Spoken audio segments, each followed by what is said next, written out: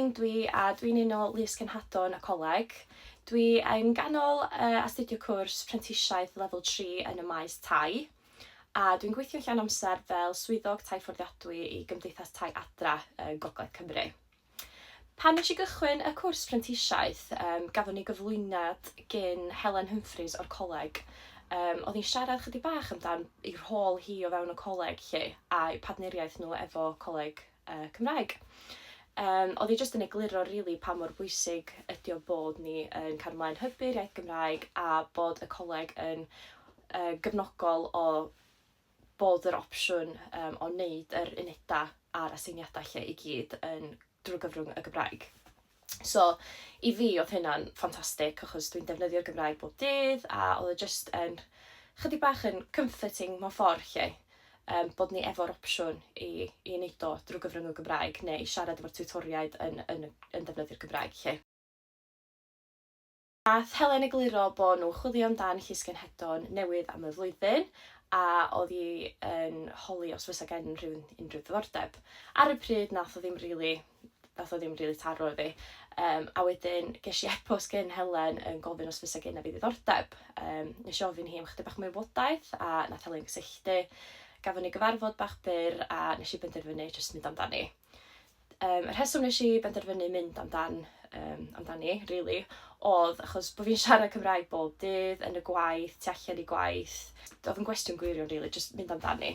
Dwi'n cofio pan maen nhw yn yr ysgol, yn astudio lefel A, dwi'n cofio y coleg yn dod draw i siarad a egluro bod nhw'n chwilio am Llysgenhadon. Ar y pryd, do'n i ddim efo syniad be oedd Coleg Cymraeg yn sefyll amdan. Dwi'n meddwl, ers chydig o flynyddoedd wan, mae Coleg Cymraeg jyst yn ffantastig ar y socials i gyd lle. A maen nhw jyst gymaint o ymwybyddiaeth o beth mae'r coleg yn neud a beth mae'r coleg yn sefyll amdan. A dwi'n meddwl bod gwaith y llysgennhadon eraill wedi bod yn ffantastig dros y blynyddoedd ydi helpu adeiladu proffil y Coleg Cymraeg.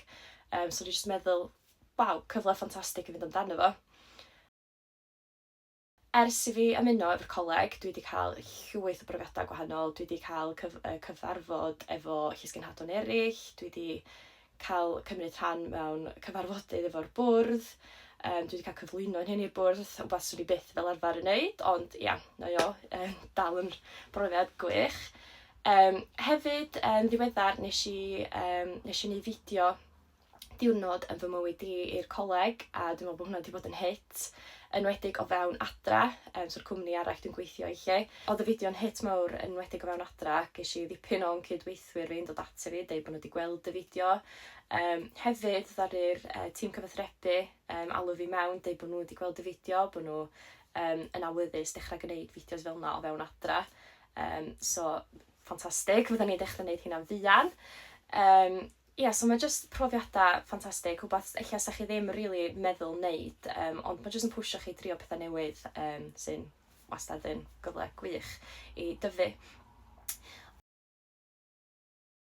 Os ydych chi yn ystyried mynd yn Llysgenhadon i'r coleg, swn i deutha chi jyst ewch amdani. Pam ddim hybu'r iaith a sicrhau bod yr iaith dal yn tyfu. Newch chi gyfarfod llwyth o bobl newydd. Jyst ewch amdani. Peidiwch o bod yn swil. Jyst cysylltwch efo'r coleg a ewch amdani.